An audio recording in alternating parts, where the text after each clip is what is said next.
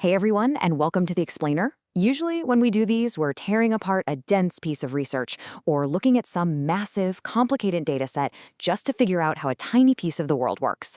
But today, we're doing something a little bit different, and honestly, I think it's incredibly fascinating. We are going to examine a single CV. Yep, a resume. But trust me, this isn't just your standard, boring list of jobs and degrees. The resume of Rizwan Farooq is actually this captivating, real-time story about how modern statistical science has completely transformed over the last 2 decades. By tracing his personal career path, we're literally tracing the modernization of how data shapes our very existence. Okay, let's dive into this by asking a pretty basic question. Have you ever stopped to wonder who the unseen individuals are behind massive government policies? I mean, when a country rolls out a gigantic public health initiative, or they develop these incredibly complex climate strategies to protect their water supply, who actually goes out and gets the numbers to make those decisions possible? We always hear about the politicians, right? Or the headlining scientists. But the actual foundation of our modern world is built by people working quietly, meticulously, and rigorously in the background. And the foundation of this specific story comes down to one single number: 15. For over 15 years, Rizwan Farooq has been continuously on the ground. He's been developing as a professional in data collection, coding, editing, and analysis. This isn't just theoretical experience he picked up sitting in a cozy classroom. No, this is 15 years of hard-earned, practical, totally in-the-trenches work. Establishing that kind of immense grounded credibility is absolutely essential if we want to understand the incredible leaps his career takes a little later in this explainer. To truly appreciate where data science is today, we really have to look at the foundational years. Farooq's career took root at the Punjab Bureau of Statistics way back in 2011. And let me tell you, this was a deeply rigorous environment. As a statistical officer, he wasn't just kicking his feet up and running algorithms. He was managing the raw, unfiltered mechanics of how a massive region actually understands its own economy and infrastructure. Just look at the sheer variety of roles he mastered between 2011 and 2016. In price and publication, he was calculating the price index for 75 different commodities across all divisions of Punjab, pushing out reports daily, fortnightly, monthly, and yearly. Then he pivots entirely to the transport and reproduction unit, where he's organizing the daily work for vehicles and drivers, literally managing auctions and maintenance. Next, he's on to census and manufacturing industries, and then current industrial statistics. It's kind of giving professional whiplash, right? Going from calculating the price of wheat to auctioning off government vehicles.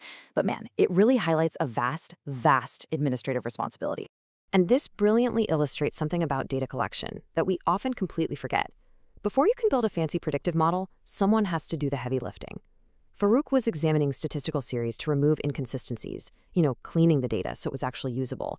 But he was also organizing those drivers, coordinating the field offices to ensure proper response rates, and overseeing the literal printing and binding of statistical reports.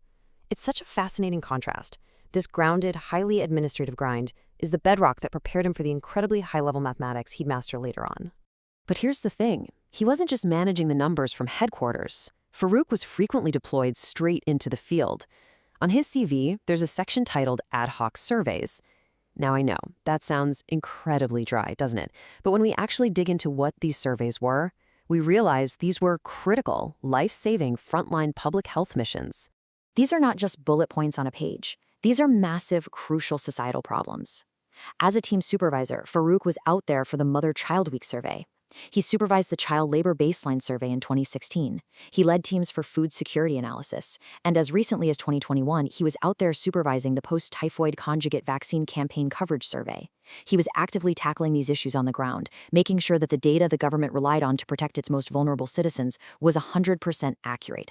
And he didn't just collect the data, hand it over to someone else, and call it a day. He elevated it. Look at this publication from 2020 in the journal BMC Public Health. Farooq actually took those raw, on-the-ground surveys regarding maternal and child health and translated them into vital academic insights. By determining the socioeconomic factors causing underweight prevalence among children under 5 in Punjab, he turned localized data collection into globally accessible public health research. He is literally bridging the gap between the field worker and the high-level academic. Which brings us to the most advanced phase of his career, leading right up to today, in 2026. This is where Farooq's trajectory takes a really fascinating pivot into modern tech. He transitions from evaluating past public health data to actively predicting the future of our environment. He is now operating at the direct intersection of artificial intelligence and climate change. Now, what's really interesting about this slide is how perfectly Rizwan Farooq's personal technological evolution mirrors the modernization of data science itself. In his early career, his summary notes skills in basic data collection, coding, and using SPSS and Excel, which is foundational stuff, right? But look at his current era. He is utilizing the R language to build predictive models and deploying these highly complex Bayesian frameworks. He evolved from a traditional data collector into a full-blown AI-integrated researcher. Actually, we need to pause here and understand what a Bayesian framework actually is, because it completely highlights the true global magnitude of his work in 2025 and 2026. Now, Bayesian framework is a super dense academic term, but simply put, it's a statistical method that uses probability to continuously update its own predictions as new evidence becomes available. Imagine trying to predict a drought. As new temperature, topographic, and climate data rolls in, Farooq's models use AI and advanced statistics to instantly update the probability of a drought occurring. It is incredibly dynamic, living, breathing mathematics. The stakes here are incredibly high. In his 2026 paper published in the journal Physics and Chemistry of the Earth, the title alone tells us exactly what he's doing. He is monitoring drought occurrence. By integrating climatic drivers into these advanced spatial temporal models, Farooq is now literally predicting the climate future. He is giving governments the exact tools they need to secure essential water and food resources long before a crisis ever strikes. So you have to wonder, how does someone make this incredible professional leap? How do you go from managing the drivers for a local statistics bureau to publishing AI-driven climate models in top-tier international geophysics journals? Well, the secret lies in his lifelong, absolute, relentless dedication to education.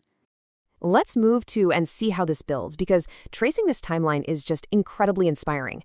In 2004, he completed his matriculation. In 2008, he earned his Bachelor of Science with a solid but, modest 61%.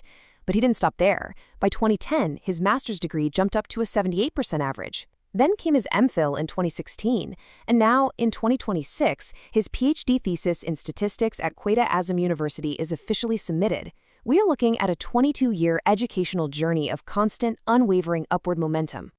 And what makes this so incredibly impressive is that he was doing all of this academic work while concurrently rising through the ranks of the government sector.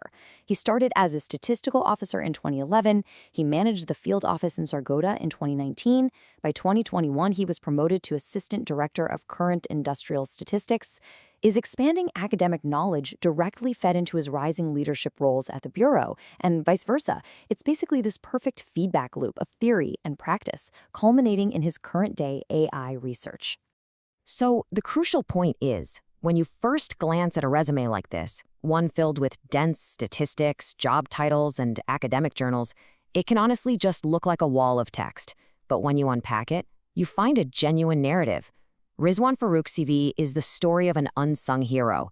From ensuring child vaccines are tracked, to investigating food security, to currently mapping out devastating droughts using artificial intelligence, he is actively using data to protect public health and the environment.